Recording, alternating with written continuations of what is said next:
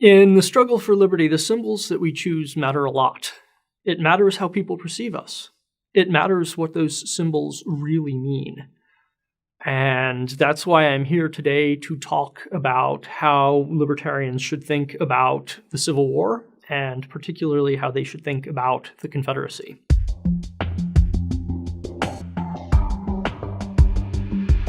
One of the most common claims that you'll hear about the Civil War is that it was about states' rights.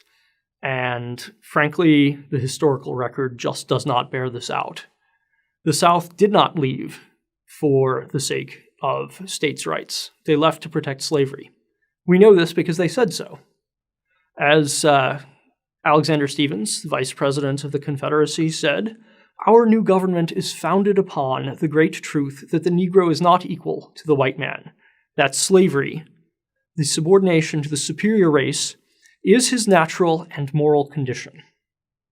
Obviously, this isn't libertarian. I mean, it doesn't take any great genius to point this out. It doesn't take any particular courage to point this out. It does, however, take some amount of courage to point out that when people use the Confederacy or use the Confederate flag as a symbol for states' rights, they're, at least to some degree, either missing the point or being a little bit disingenuous with you. Confederates weren't your friends. We have more than just one speech to prove this.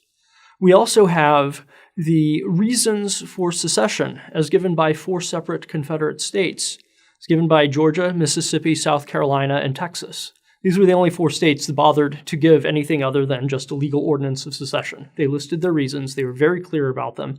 This is what they had to say. South Carolina. A geographical line has been drawn across the Union, and all the states north of that line have united in the election of a man to the high office of President of the United States whose opinions and purposes are hostile to slavery. That's the reason they left, because they lost an election. Or Texas. In all the non-slaveholding states, people have formed themselves into a great sectional party proclaiming the debasing doctrine of equality of all men, irrespective of race or color.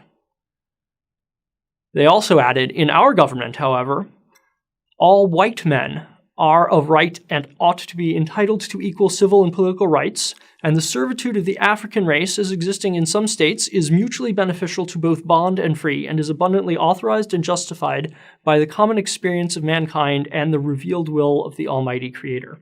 The South was dominated by slaveholders politically, and they loved federal power when it worked to their advantage.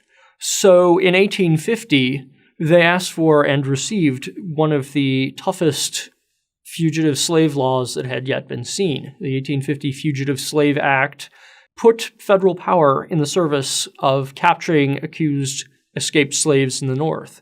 Federal marshals were paid bounties when they apprehended accused slaves. They were paid $5 if the individual walked free, and they were paid $10 if the individual ended up getting sent back to slavery. The result, as you can probably imagine, was a lot of free blacks from the North being sent back south as slaves. This was, by Northern accounts, a tremendous imposition on their states' rights. The Northern states often held to the common law doctrine, which held that the presence of someone on their soil was enough to set them free, that slavery was fundamentally incompatible with the common law, and that as a result, you had become emancipated by living in a state such as, for example, New York.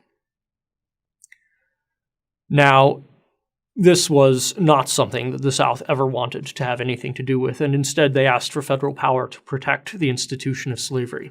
They did much the same when they broke away and formed their own constitution. The Confederate Constitution mentions slavery by name. It forbids states from entering the Confederacy as free states, and I believe, by my reading at least, it forbids any of the states in the Confederacy from ever abolishing slavery. It guarantees the right to property in Negro slaves in so many words. So, what to make of the claim that the South protected states' rights? Well, only when those states' rights were about owning slaves. A lot of people will agree with me up to this point and then say, well, yes, but let's take a look at the Union. And I'll agree. Let's take a look at the Union. What did Lincoln do? What did the Northern states do? And to be honest, I can't say that they were heroes either. Lincoln's primary purpose was to save the Union at the outset. It was not to free the slaves. Lincoln said that if he could save the Union by freeing all of the slaves, by freeing none of the slaves, or by freeing some of the slaves, he would do it. He would do whatever it took to save the Union. This isn't something that I would say most libertarians could sign on to. We tend to believe that if you wish to exit a political republic, you ought to have the right to do that. The North was to be blamed for other things as well. It was not a clean war. It was a very, very dirty war. Lincoln was no saint when it came to civil liberties. He censored the press. He established the censorship of the mails. He suspended habeas corpus. He instituted an income tax, which later proved to be illegal.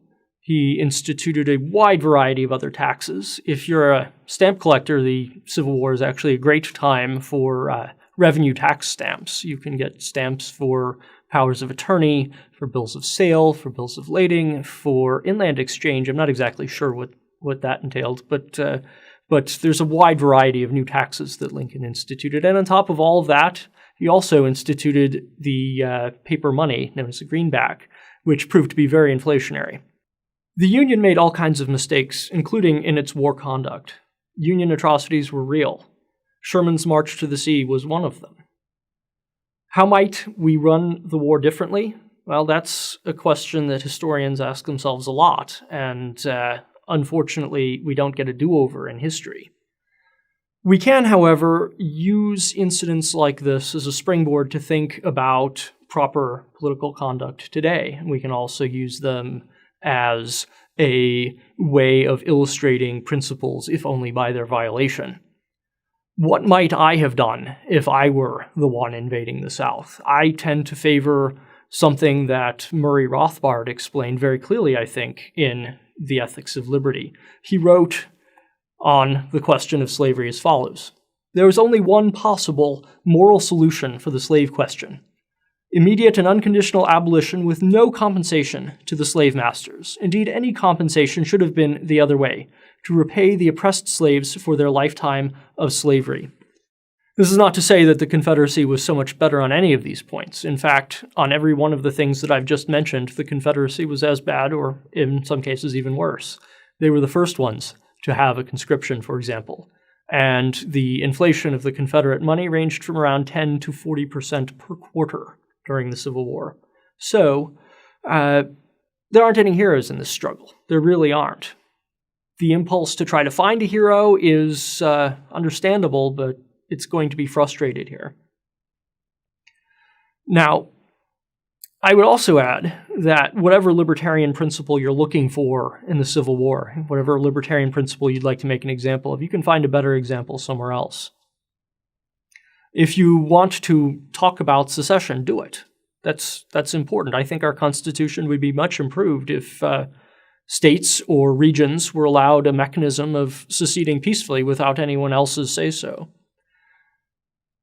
But secession, as Jefferson put it, should not be for light or transient reasons. And still less should it be for reasons like the ones that we began this talk with, that is to say, reasons that are opposed to individual liberty. The mere fact that a secession is legally permitted or allowed doesn't make it morally justified. It doesn't mean that we have to necessarily pass a favorable judgment on it. But some secessions, of course, we can say are very, very good. Our country itself began as a secessionist movement. The 13 colonies broke away from Great Britain.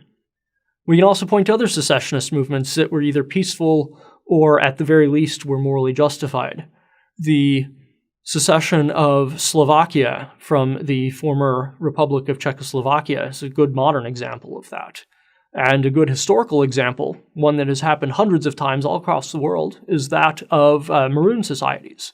These were former slaves in places as diverse as Jamaica, Virginia, even places such as India or the Far East, where slaves simply seceded from the political authority that held them in bondage and formed their own independent communities. These are secessions for a clearly libertarian reason. Now, why does all this matter for us? Why is this important? It's important because there has been a lot of talk about the importance of secession as a libertarian principle, and it has been very often mentioned, and I think correctly, that smaller, more local governments are often more protective of liberty than distant governments that have to oversee very many people and they get lost in the shuffle or they get treated with contempt. And I think those are reasonable claims. But as principles, they're not inviolable. They are general rules. And at times, local governments can be quite oppressive of individual liberty. If we pick the wrong examples, we end up distorting our own message, we end up confusing our listeners, and we end up bringing contempt on libertarianism. That's something we ought to avoid. Could the Confederate flag work as a symbol of rebellion, maybe just by itself? It doesn't have to mean anything more than just that. Well, probably not, I would say. Wearing this emblem, waving this flag, is a lot like the campus leftists that we all like to make fun of when they wear their Che Guevara t-shirts. That too is a symbol of rebellion, and if you ask someone, well, do you really support the Cuban Revolution? Do you support the firing squads? Do you support this guy who was ready to drop nuclear weapons on America during the Cuban Missile Crisis? They'll probably tell you no. But if that's the case, then they're making a pretty bad mistake in their tactics. I think that this mistake is similar. I think that flying the Confederate flag is a very similar act. If you don't look into the implications of your political symbols, someone else will, and you probably won't like the results.